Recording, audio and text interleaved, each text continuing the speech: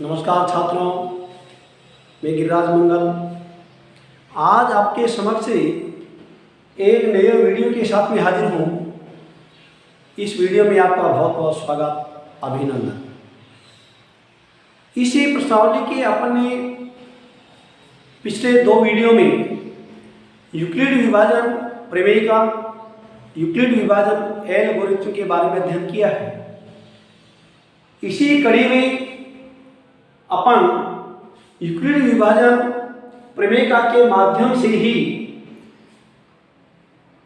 महत्तम समावर्तक ज्ञात करेंगे और दूसरे क्वेश्चन में यूक्लिड विभाजन प्रमेय का प्रयोग करते हुए ही विषम यानी धनात्मक पूर्णांक का जो घन है वो 9m या 9m+1 या फिर 9m+8 के रूप का होता है।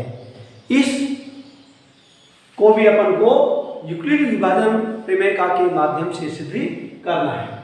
तो देखते हैं कि पहले क्वेश्चन में आपको बताया गया है कि किसी परेड में 16 यानी 616 सदस्यों वाली एक सेना यानी आर्मी की टुकड़ी है को 32 सदस्यों वाले एक आर्मी बैंड के पीछे मार्च करना है, यानी परेड करना है। दोनों समूहों को समान संख्या वाले स्तंभों में मार्च करना है, समान संख्या वाले स्तंभ उसमें रखना है।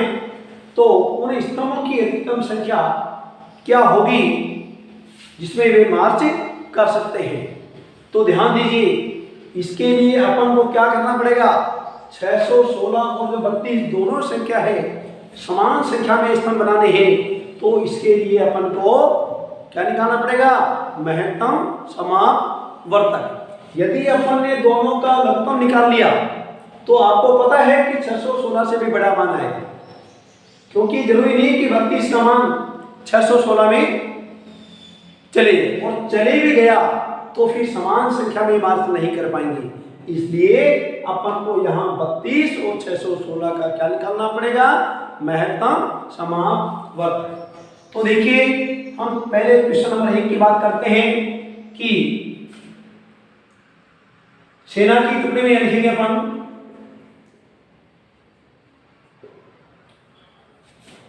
सेना की टुकड़ी में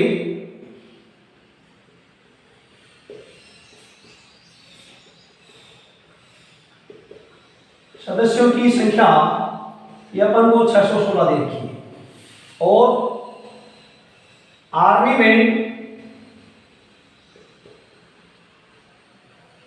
में सदस्यों की संख्या अपन को यहां 32 दे रखी है। दोनों समूहों के सदस्यों को समान संख्या वाले स्तंभों में मार्क करना है। चूंकि दोनों समूहों को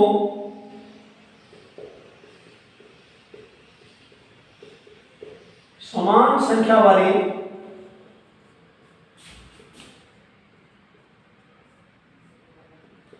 स्तंभों में मार्क करना है, एक तरह से परेड करनी है। इसलिए अधिकतम स्तंभों की अधिकतम संख्या इसने पूछी है।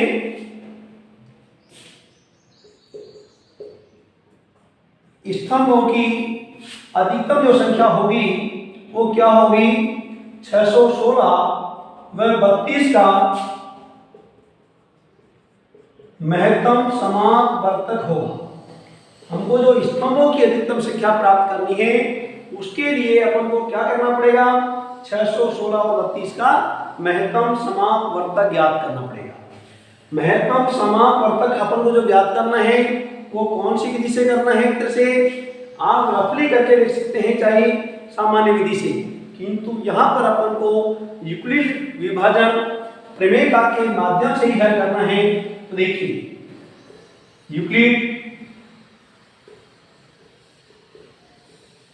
विभाजन प्रमेय का ए बराबर बी क्यू प्लस आर, ए बराबर बी क्यू प्लस आर, जहां बी यानी r हमेशा छोटा होता है किससे, b से। तो यहाँ देख लीजिए आप यहाँ देखेंगे 616 बराबर क्या हो जाएगा 32 इंटू, अब बड़ी संख्या में अपन को छोटी संख्या का भाग लगाना है। 616 में 32 का भाग देंगे, कितनी बार जा रहा है, जहां तक है 19 बार चल जाएगा। अभी देखते हैं यहाँ 32 गुणा 19 करके देख लीजिए आप, 19 दूनी 38, 3 57 3 7 चले जाएगा 19 बार, 608 हो गया। अब कितना बचेगा यहाँ, 32 को अपन ने 19 बार भाग दे दिया तो 19 दूनी 38, 3 19 57 यानी 608 हो गया, तो 8 बच जाएगा। अब देखिए यहाँ 32 को अपन को यहाँ पर लेना है और 8 को यहाँ पर लाना है, 8 गुना 4 यानी 32 हो जाएगा और शेषफल आपका 0 बच जाएगा। यानी एक तरह से चरण फर्स्ट हो गया और ये चरण दूसरा हो गया। यानी ये चरण जब तक चलते हैं जब तक कि शेषफल 0 नहीं आ जाता। यहाँ दूसरे चरण में शेषफल 0 आ गया, अपनी क्रिया समाप्त हो गई, अंतिम भाजक क्या आया है 8। देखिए यहाँ अंतिम भाजक बराबर 8 है, इसलिए यहाँ जो महत्तम समापवर्तक आपको प्राप्त हुआ वो 8 प्राप्त हो गया। कहने का मतलब यह हुआ उन दोनों समूहों में अधिकतम स्तंभों की संख्या कितनी बनी 8। तो आप यहां लिखेंगे अतः दोनों समूहों में स्तंभों की अधिकतम संख्या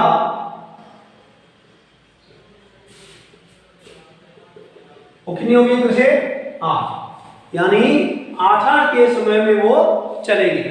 अब अगला क्वेश्चन अपन देखते हैं कि यूक्लिड विभाजन प्रमेयिका का प्रयोग करते हुए किसी धनात्मक पूर्णांक का घन, ये घन है ध्यान करना, 9m या 9m + 1 या फिर 9m + 8 के रूप का होता है। अब देखिए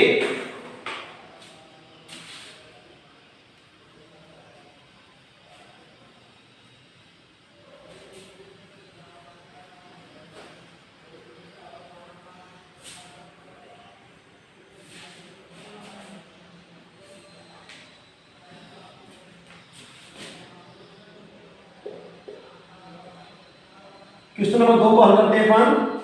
देखिए माना कोई, यहां पर भी अपन को सम और विषम की बात नहीं है, माना कोई धनात्मक पूर्णांक क्या मानेंगे अपन a मान लेते हैं, इसलिए यूक्लिड विभाजन प्रमेयिका से क्या हो जाएगा a बराबर b³ + r होगा, जिसमें अब ध्यान कर लें वहां अपन ने करके देखा था कि हमको वर्ग के माध्यम से 3 प्राप्त होना चाहिए था पिछले वीडियो में, यहाँ घन से अपन को 9 प्राप्त होना चाहिए। तो अपन घन करके देखेंगे, घन करके देखते हैं। 1 का घन करने पर 1 ही आता है, अपन जानते हैं, 3 बार गुणा करके देख ले। 2 का घन कितना हो जाता है 8, 3 का घन कितना हो जाएगा 27। ये अपन ने अगर इनसे 9 प्राप्त नहीं होता है तो फिर आगे बढ़ेंगे। 1 से 9 प्राप्त नहीं हो सकता, 8 से नहीं हो सकता, 27 से अपन को 9 प्राप्ति हो जाएगा।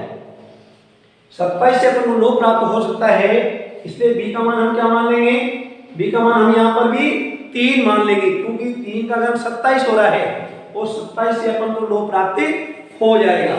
इसलिए हर किसी भी चीज को मानने से पहले उसका रीजन हमारे समझ में आ जाना चाहिए। तो देखिए यहाँ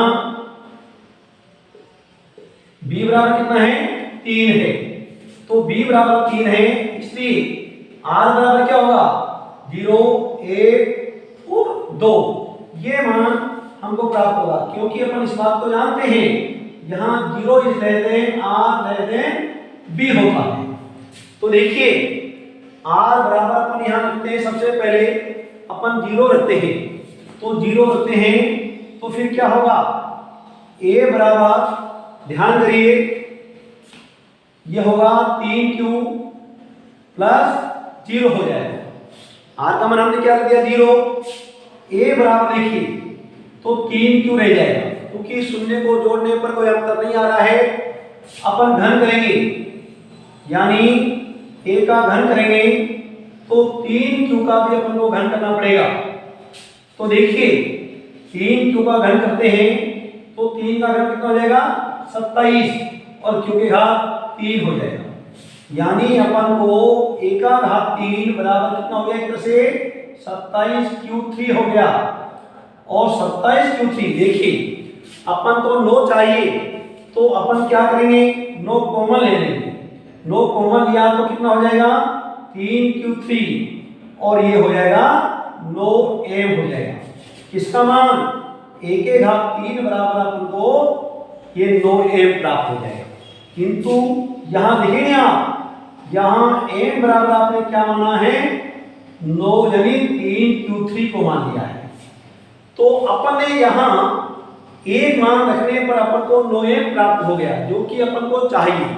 अगले 2 मान भी आने चाहिए, अभी तक हमारे पास 2 मान हैं, इन मानों को अपन रखते हैं। तो अगला पॉइंट चलते हैं आगे, देखिए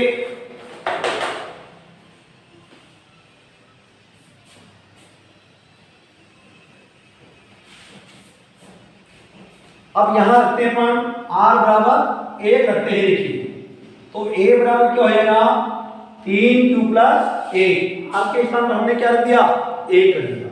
अब देखिए a के घात 3 बराबर क्या हो जाएगा 3q प्लस 1 के घात 3 करना पड़ेगा।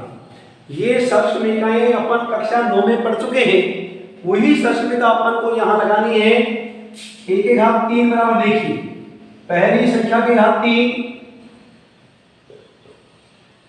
प्लस दूसरी संख्या के घात 3 गुणा पहली संख्या इंटू दूसरी संख्या ब्रैकेट पहली प्लस दूसरी संख्या। ये सरसमीका अपन को लगानी है, जो कि कक्षा 9 में हम पढ़ चुके हैं। क्या हो जाएगा 3 का घन 27q3, 1 का घन 1 होगा। अब देखिए पहले तीनों को गुणा कर लो, 3 गुणा 3 9q, 9q को 3q से गुणा करिए कितना हो जाएगा 27q स्क्वायर हो जाएगा।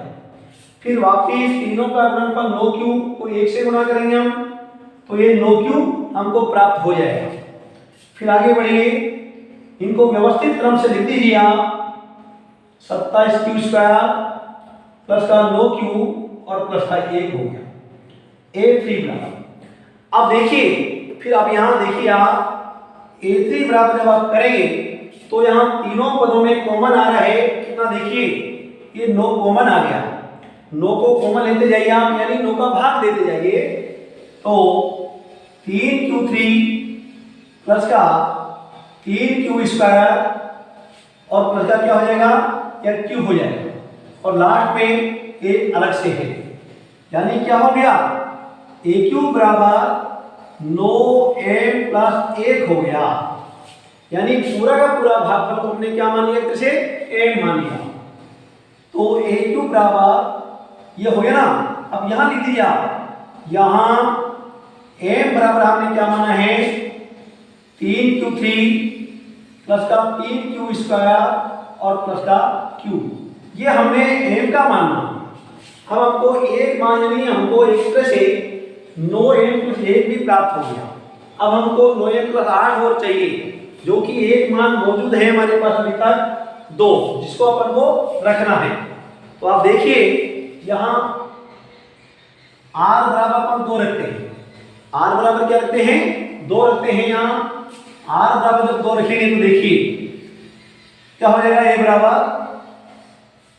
3q प्लस का 2 हो जाएगा। यहाँ अपने इसी मान में रखने हैं, विपरीत विभाजन करने का नहीं। तो 1 के घात 3 बराबर क्या हो जाएगा 3q प्लस 2 के घात क्या हो जाएगा, यहाँ 3 हो जाएगा। सर्व समीकरण आपको यही लगानी है। देखिए ए क्यू बराबर क्या हो जाएगा, वही पहली संख्या की घात 3, दूसरी के घात 3 प्लस 3 गुना पहली संख्या गुना दूसरी संख्या ब्रेकिंग पहली प्लस दूसरी संख्या, ये अपन को लगाना है। यहां r बराबर 1 आप यहां लिख लीजिए।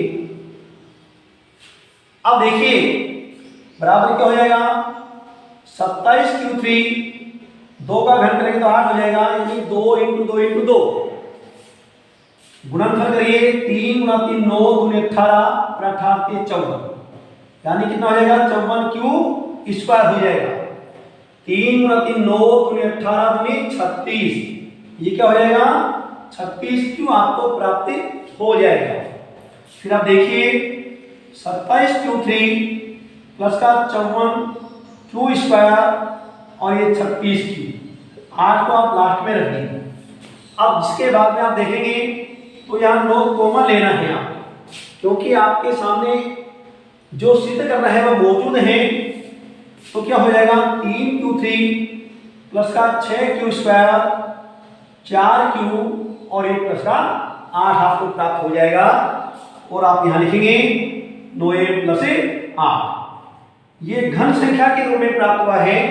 और यहां आप लिखेंगे m बराबर 3Q3 प्लस का 6Q स्क्वायर और प्लस का 4Q, ये पूरा का पूरा मान जो है वो m के रूप में है। तो आपने तीनों मान रखने पर आपको क्या प्राप्त हो गया, 9m प्लस 1 और 9m प्लस 8। तो आप लिखेंगे अतः किसी भी धनात्मक संख्या का जो पूर्णांक का जो घन है वो 9m प्लस 1 या 9m प्लस 8 के रूप का होता है। तो ये चीज आपको हल करने के बाद में अतः सिद्ध होता है कि किसी भी विषम धन पूर्णांक का घन 9m प्लस 1 या 9m प्लस 8 के रूप का होता है। यह चीज आपको लास्ट में लिखनी है। प्रिय बालकों, आपको हमारा वीडियो पसंद आया होगा। वीडियो को आप निरंतर देखते रहिए। आगे आने वाली वीडियो के लिए आप तत्पर रहिए। तब तक के लिए धन्यवाद।